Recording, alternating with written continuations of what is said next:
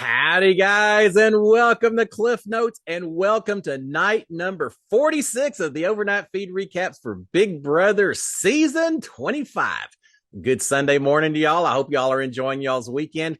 We've got some house guests who spent some time celebrating their weekend as well. We're going to talk about that right now. What's going on in the house? Well, remember the big news. We had a veto competition yesterday.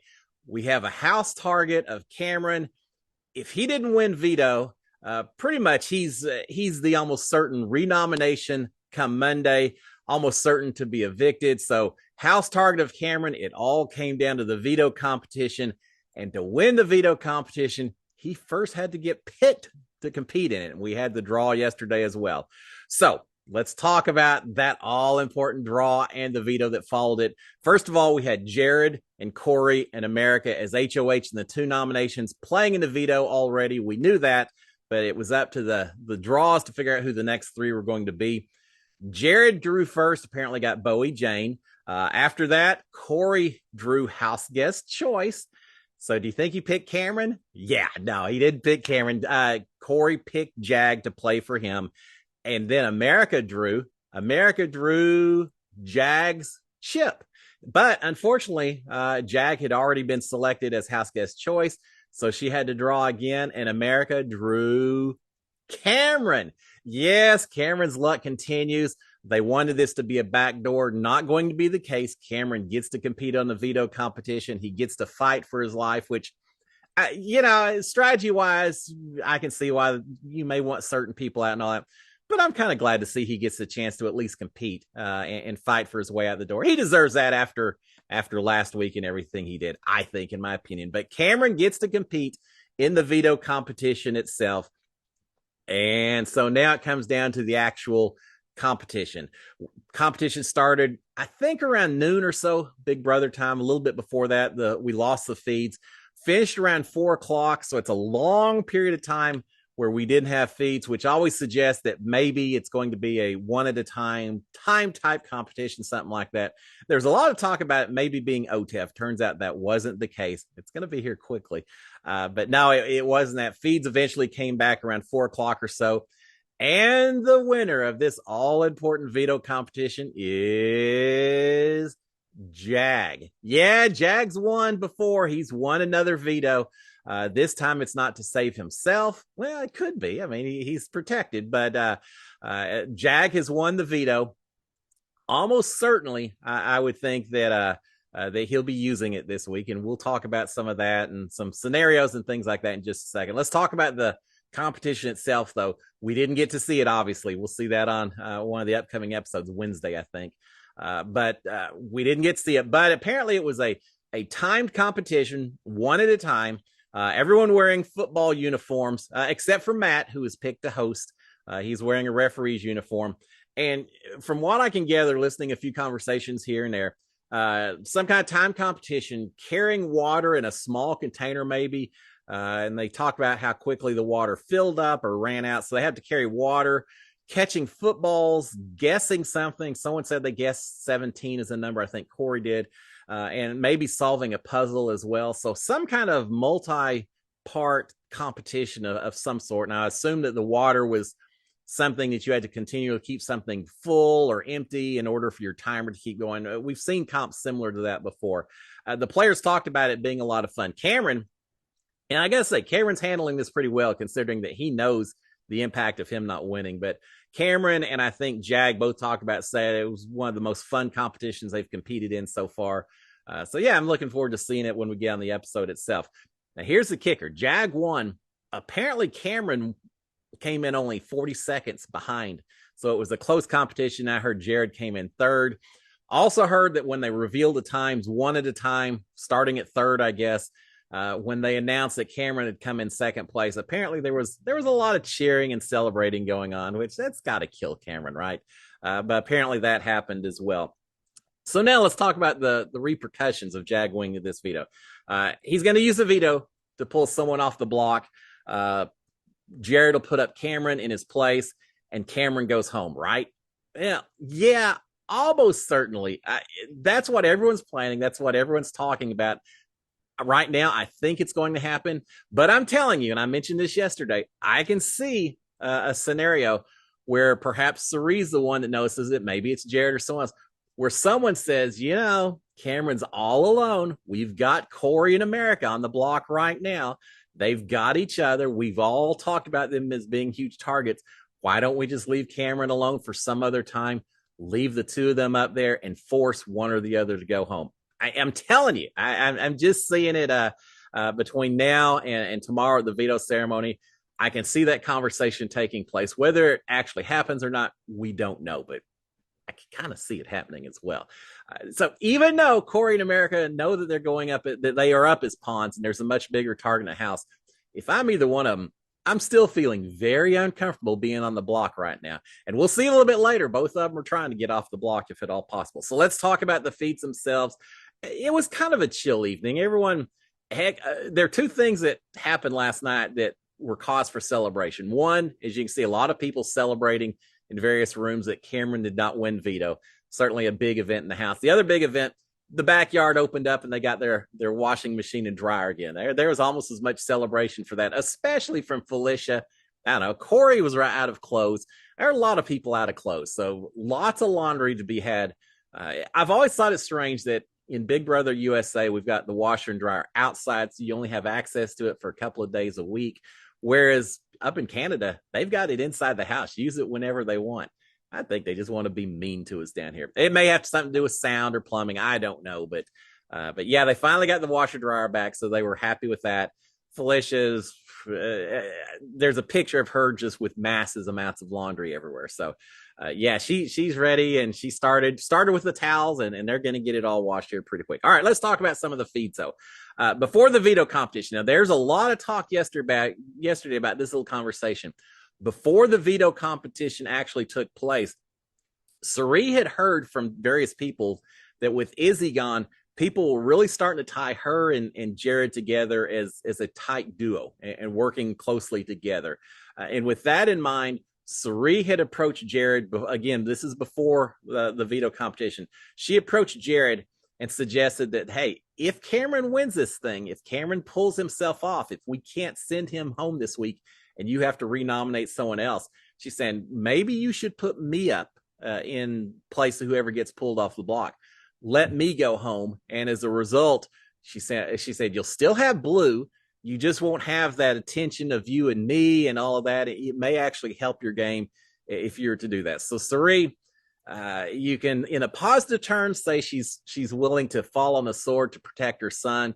And a more cynical, pessimistic, attitude, you can say that Cirie has had enough of Big Brother. It's so much longer than Survivor, and that she's ready to call it quits before you get to Jury House. Let her son play the game, but she's ready to go home. I'm not sure which it is. I think it's purely possible that absolutely possible it could be both. She's a little bit tired of being in the house, but she also wants to help her son as much as possible. But the end result, Cirie's ready to quit this game if Cameron wins. Now, we know Cameron didn't win, so perhaps this is all a moot point at this time. Cirie's not going to sacrifice herself in order to save Cameron in the house. But it certainly was a conversation that was had. And so I'll get on a little soapbox real quick before we go back to the feeds. First of all, it shows why I hate having a season where people have outside connections that maybe justify one sacrificing their game for the other person. That is too much of an advantage for the people in the house to have that kind of connection that you can count on. So I didn't like it during my season. I don't like it during this season. Two, if you're going to throw in a towel and quit, strategy says don't do it while your side has power, while your side is taking out someone important. Wait till the other side has power and then volunteer as tribute and go out at that point in time. So even if Cirie wants to sacrifice her game to help Jared, why do it this week? Why not wait until someone else wins power, Corey or America or someone, and then volunteer yourself so that your son stays in the game? That suggests to me that this may be a little bit more timing having to do with if you're not going to stay to the very end, she doesn't want to go to the jury house and have to hang out forever. That's just my own personal opinion. And three, if it's for physical or mental health reasons, everyone has to make their own decision. For those reasons, I have no problem if someone wants to quit the game, whether it's self-evict or just voluntarily walking out the door as an eviction. I don't have any problems for those situations. But when you're just tired of playing and decide that you want to go do something else, I kind of lose respect for people who quit for those reasons. Now, with all that being said, she didn't quit. It could have just been a conversation point. Everyone has their little weak moments in the house. Hopefully that was it. Hopefully she comes in playing hard the rest of the time. I don't want anyone quitting. I don't want anyone throwing the towel. I don't want anyone self-evicting. So there you go. I'm off my soapbox. Let's get back to the feeds themselves. All right.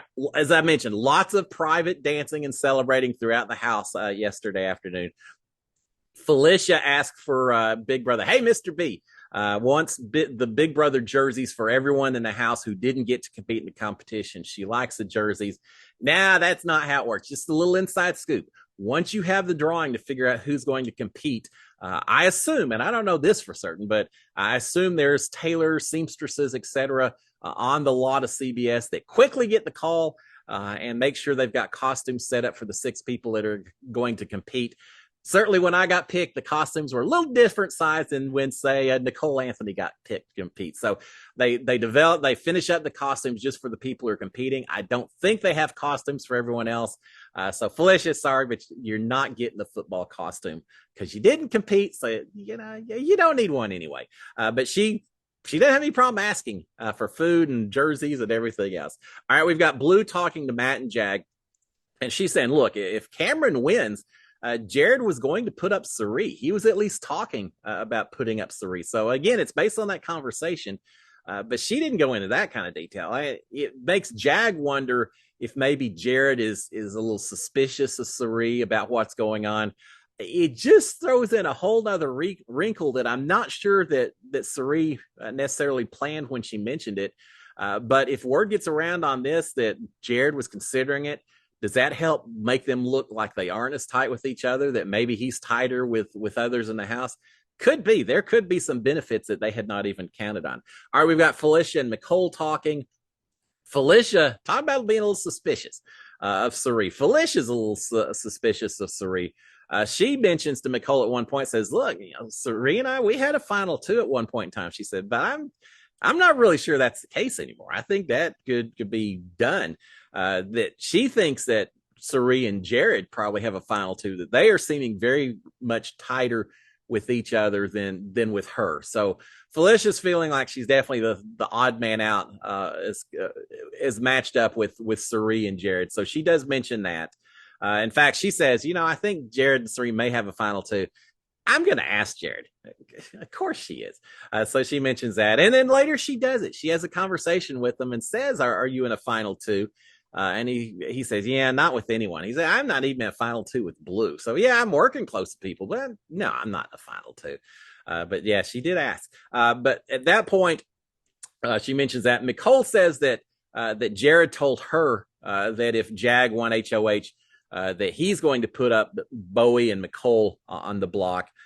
So she mentions that, and Felicia's comment immediately is, well, why wouldn't, if Jag won this thing, why wouldn't he put up America and Corey?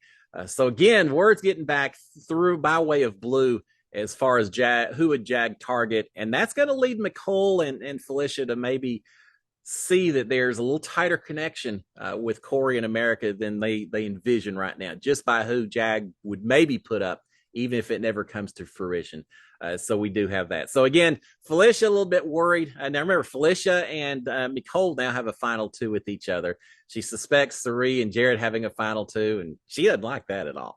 All right, we've got Jag confirming to Jared that he is going to use the veto. No ifs, ands, or buts. I am going to use the veto this time. We'll see. I think Jag would. I don't think he wants America and Corey gone, so he probably will use it.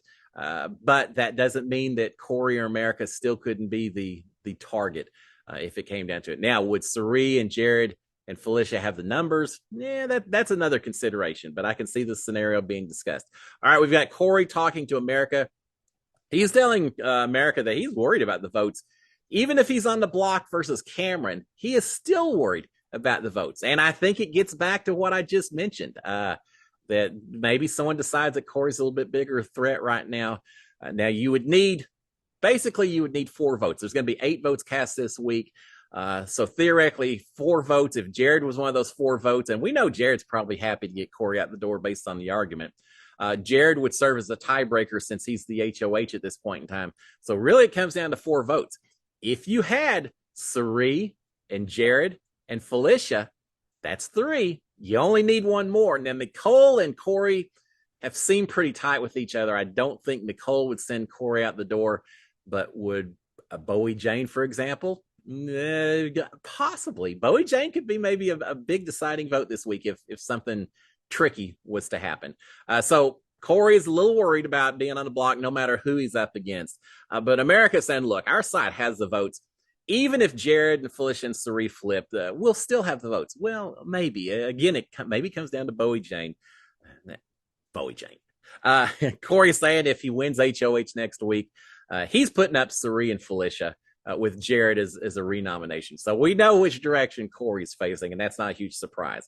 All right, we've got, speaking of Bowie, we've got Bowie and Jag and Matt talking. Everyone fighting a little bit more for Bowie this week. So Bowie and Jag and Matt are talking. Jag saying, I am going to use a veto. I don't know who I'm going to pull from the block just yet. But he's saying that, talking about a foregone conclusion that he will use it, that Cameron's going to go home. Everyone's assuming that's the case. But he's talking about the vote. He's saying, look, if this Cameron eviction isn't unanimous, it's going to look a little sketchy. What a great time for a hinky vote, right? Maybe someone casts a vote to save Cameron and blames it on Bowie Jane, for example. I can see people getting a little fancy with it. But yeah, if there's a vote or two cast to save Cameron, they're probably going to blame it on America. Is what they're going to do. If I'm Cirie or Felicia, yeah, maybe cast a vote to save Cameron, blame it on America trying to save them, and you could maybe get some fancy stuff going on with that. So they've got that. Now, Bowie Jane is talking about it. She's saying, look, I'm cool with Corey and America. I want Cameron out. I don't necessarily want them gone. I'm happy working with you guys and everything else. So Bowie Jane making sure that Matt and Jag know that she's on their side, that she's not working with those other folks at all. All right. Meanwhile, Cirie is in the HOH tub taking a little bath while talking to Jared, who's in there with her, wearing clothes and all that. So don't worry. But Cirie's in the tub talking to Jared, saying that they have to get Bowie Jane locked in with them. They understand that she could be a vital vote also.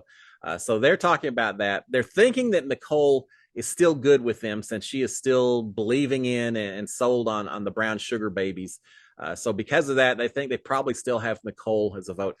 I tell you, Nicole still doing a great job of riding the middle, having involvement with everyone. The only thing with Nicole is I don't feel like anyone feels like she's their number one. Maybe Felicia, but she's going to have some take some action at some point. She's going to have to make some moves, take control of the game instead of just kind of absolutely floating right now. But as an early part of the game, she's done pretty well so far. But yeah, Cirie and Jared thinking that Nicole is still very strong with them because of the brown sugar babies. Jared is also talking about Felicia, a little concerned about last week and everything that may have gone down. So saying, look, we need to lock in Felicia. You need to go talk to Felicia, Cirie, and make sure that the two of y'all feel tight again, because we can't lose her. And that's a valid concern. Cirie is complaining about Felicia, though. She's saying, man, she moved into the bed next to me, and I lay there. I hear her smacking. Her laugh is driving me crazy. She snores. Her snoring is so loud. Cirie is just tired of being in the house with a dozen other people, is what it gets down to. But yeah, and she especially doesn't like having Felicia in the bed right next to her. In fact, she even talks about maybe that she may move beds. Well, that's probably not going to go well towards trying to lock down with Felicia. So I'm not sure if that'll happen or not. But yeah, she's a little irritated for the day. All right, we've got Felicia talking to Jared a little bit. I told you, I mentioned earlier, she asked Jared about whether he had a final two with Cirie, and I don't have it with any. Not even Blue, I don't have a final two with. Felicia is talking about what would happen if she got an HOH. She's saying if she wins HOH, that Corey and America are going on the block. Jared is saying that Corey has to go. So we know who their targets are as well, right? He's saying, look, if Corey goes, then America's not going to have him to fall back on. She's going to get much closer to Blue, who is close with me, and it makes it a little easier to control America and have her working with us as well. So he's seeing Corey as the linchpin that needs to go in order to grab hold of America potentially. Jared is talking about the fact that he's just pretty certain the way things are looking right now. He's pretty certain that they're making a Final Four. And when I say they, he's talking about, I believe, Jared and Cirie and Felicia and Mecole. So you notice no Blues mentioned in that group, but Jared's feeling pretty comfortable, which good for him considering he is very vulnerable at this next HOH since he can't compete in it. But he's looking ahead, looking to the future, and seeing a Final Four that certainly involves both him and his mom. He does say, talking a little bit about Corey some more. He says, look, Corey's really been rubbing Matt the wrong way. I'm hearing it from Matt. He and Corey not getting along so well. The game plan from Corey and Jag and Matt and all of them to try to distance themselves from Corey and America, Matt and Jag trying to distance themselves, it seems to be working because Jared is certainly mentioning this, that, yeah, maybe they aren't as close as they were at some point in time, Matt and Corey. All right, we've got Matt and Blue talking. Blue is talking about, now this is interesting, we'll talk about this next HOH. Blue is saying, look, we may need to consider, just think about the idea of throwing, not playing so hard the next HOH competition. And I think it's basically, she's suggesting that because they're both kind of playing both sides a little bit. If they win HOH, what are they going to do? Who are they going to go after? So she's saying maybe we shouldn't win this thing. Let the others on each side go after each other instead. Doesn't benefit us at all. So that's what she's suggesting. And we'll hear a little more talk from others in a little bit about that as well. Jared joins the conversation with Matt and Blue, and he tells them, but everyone except maybe Matt or Blue, everyone else is going to be putting up Corey and America next week. That you two are the only two that maybe wouldn't put up those two if it came down to it. So he's thinking that Corey and America could easily be house targets once Cameron is out the door. Jared is talking about Corey himself. I think Blue mentioned, says, Corey's probably going for Corey or America may try to backdoor you, Jared, next week. He says, yeah, America maybe. I don't think Corey would do that, though. Well, we may find out on Thursday, Jared, whether that's the case or not. All right, we've got Felicia talking to Cirie as they try to pull things back together, lock in each other, so to speak. Felicia's telling Cirie that they have to keep Mecole off the block. Felicia's seeing Mecole now as her tight one, so she's trying to protect Mecole a little bit. If I'm Cirie, I'm a little bit worried about that, but I'm probably not completely surprised either. But Felicia's telling Cirie that. Felicia's suggesting that Jag maybe is who they need to look at next. In fact, she even says Jag is the next Cameron. Once Cameron's out the door, Jag's winning this thing. He's got all the people potentially from the other side. That's who we need to focus on is Jag. Don't worry about Mecole or Bowie. We got to go after Jag next. So that's where she's casting her sights in terms of targets. They are talking about, Felicia brings up this idea. She thinks that next week is going to be a double eviction. And it's not the first time it's been mentioned in the house. There's a lot of house guests that think it's about time, which kind of surprises me because it's a little bit early in a typical Big Brother season for double eviction. But I guess because they know we're going to a smaller jury size, that may be a double eviction. So the final two people pre-jury both go out at the same time. They see that as a possibility. Well, they're right. Felicia's called it with that guess. So there's a little bit of talk about double eviction. And we have a few conversations where people are saying, okay, 15 minutes. What do you do? Where do you go with it? It's hard. My double, it goes so quick. You're exhausted from the HOH competition. You got everyone in your face all at once. You got production saying, all right, we're coming back from the commercial in 3 minutes. You need to have your decision. It is quick. All right, we've got Bowie and Cirie talking a little bit. Again, Cirie wants to lock Bowie in. Cirie has mentioned, this is a fairly long conversation. I'm including one or two highlights because most of it was just chit chat, trying to get a little closer to each other. But Cirie is mentioning an alliance called the Middlemen that Bowie was supposedly a part of. And I remember the conversation. I don't remember if Bowie was actually an active part of it or it was just Corey and Jag and some of them, or Corey and I can't remember who all was in the Middlemen. But anyway, it was talked about, but it was never anything official. And as I recall, but Bowie Jane said, I didn't know anything about it. Is it a real alliance? And Cirie saying, oh yeah, it was real. And she said, well, no one told me about it. I don't have a clue. So Cirie kind of mentioning that there, I think just to let Bowie Jane know that she maybe has heard things here and there and is questioning Bowie Jane's alliances a little bit. And Bowie Jane's saying, yeah, I don't know anything about it, saying, I never heard of it. All right, we get the backyard open, and again, everyone's released to do laundry. I think Felicia claims first spot, starts with the towels and all that. So, yeah, we're gonna have we got a lot of people in cleaner clothes, wearing their own clothes because they have run out of them in some cases. All right, we got Blue and Jag talking. Blue is saying that she would put up Corey and Bowie perhaps and target Bowie if she wins HOH. So yeah, Bowie Jane's in at least one person's target this week. So yeah, Blue had already talked about that she really probably maybe doesn't want to win HOH. If she does, she doesn't want to go after Jared's side. She doesn't want to go after the other side. Bowie being right there in the middle, it's who she's going to target. So she mentions that. Jag is suggesting, again, similar to what Blue had said earlier, Jag saying, well, maybe neither one of them should win HOH next week. I think we both would be pretty safe. And the idea is that the Jared, Cirie, Felicia side would go after Corey and America. Corey and America are going to go after that side. So Jag saying, why win and put blood on our hands? Maybe let them go after each other. So we got a few people talking about that. Who is going to be competing for HOH next week? Man, I don't trust anyone in this house. I'd be competing every week. All right, we got Corey and Jag talking. Corey's thinking that Jag should use a veto on Corey. Of course, Corey's thinking that. He's saying, yeah, Jag, you probably ought to use it on me, and by then that means keeping America on the block.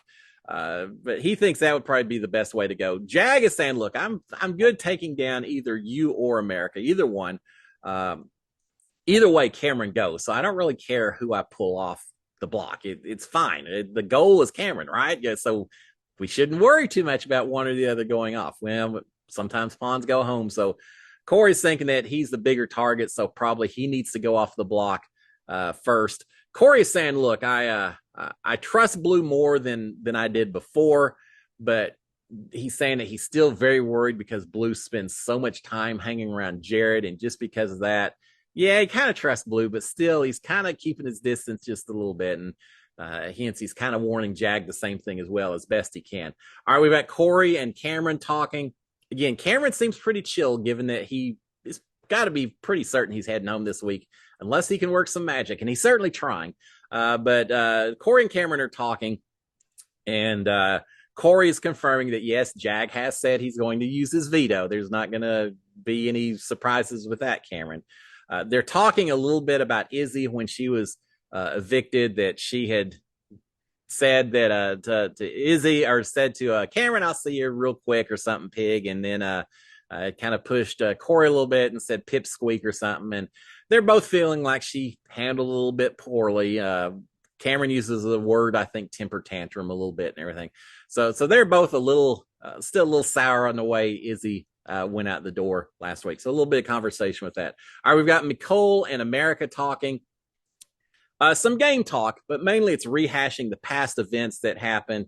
Nothing incredibly significant in their conversation for the most part. Mecole does say that she didn't know about all of these alliances, that she wasn't aware of it. Mecole is in very few alliances. She's into Brown Sugar Babies. And as far as I know, that's it. So yeah, she's a little bit in the dark with all these alliances. Certainly opened her eyes a little bit because she didn't know about them. Corey joins America and Mecole soon after that. Mecole is saying that she was also in the dark about the original plans to actually evict Felicia the week before. And Corey's saying, yeah, I know. He said, we were going to tell you Thursday morning. So you would know ahead of time, but yeah, it's we originally were going to vote out Felicia instead of Izzy, and we didn't tell you because we knew you were tight, but yeah, we would have told you eventually. So he's kind of explaining that to her a little bit. They're doing a lot of explaining about what led to the conversations, what led to the discussion of Izzy versus Felicia, and all of that. And so we've got that. Mecole is asking him, saying, what's your opinion about Jared going forward? Is that someone that you're tight with, you want to work with, or the bridge has been burned? What's going on between you and Jared? And Corey says, well, I know for sure that Jared is targeting me. So, And he's right. Yes, Jared is targeting you, Corey. So he's letting Nicole know that as well. They probably aren't going to be working together too much.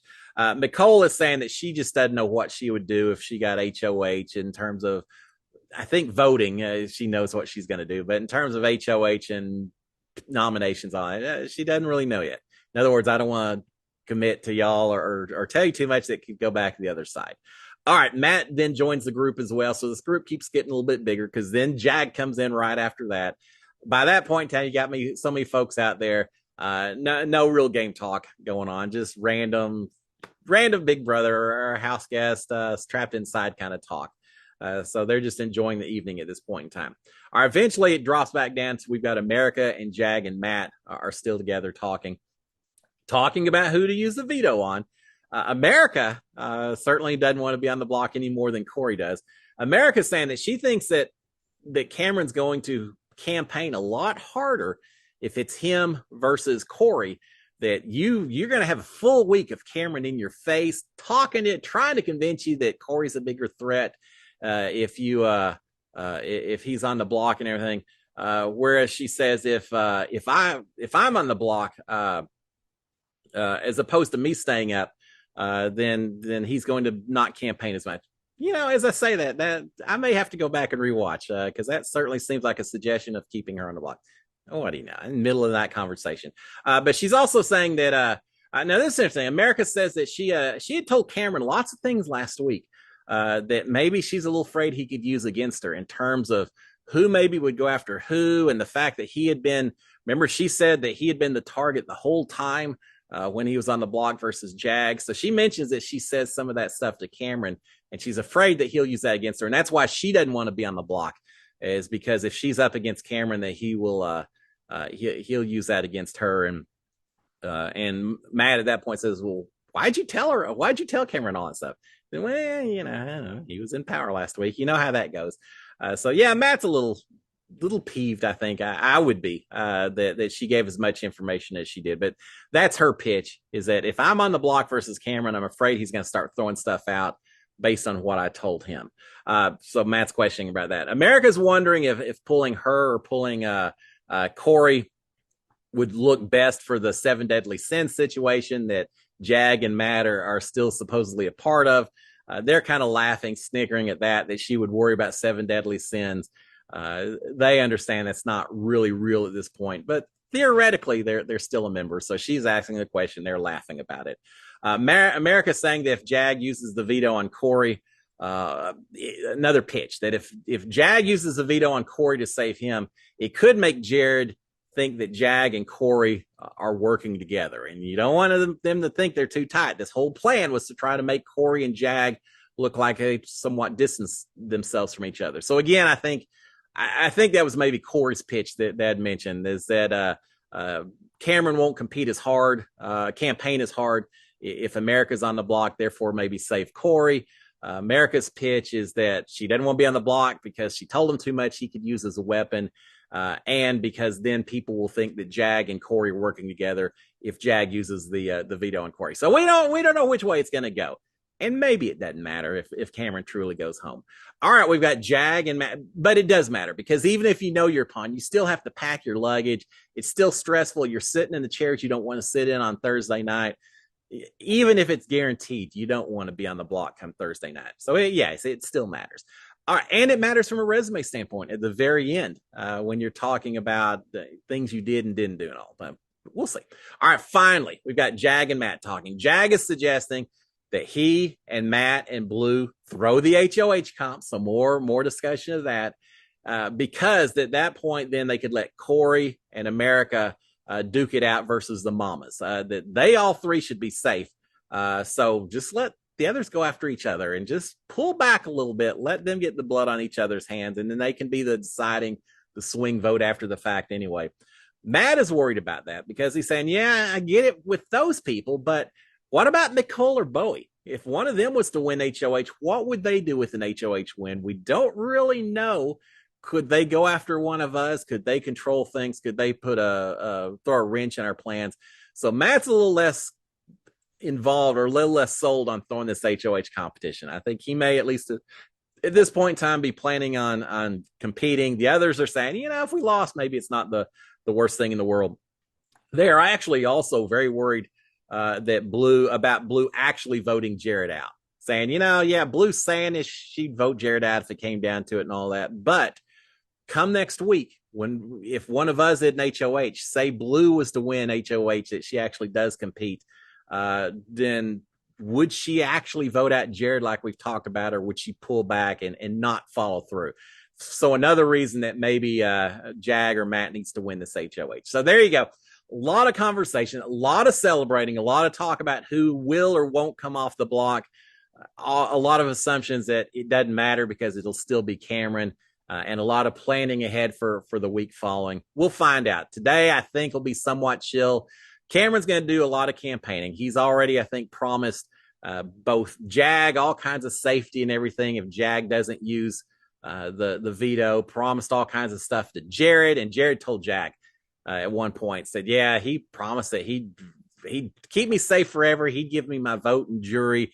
He's promising the world if I just don't put him up this week.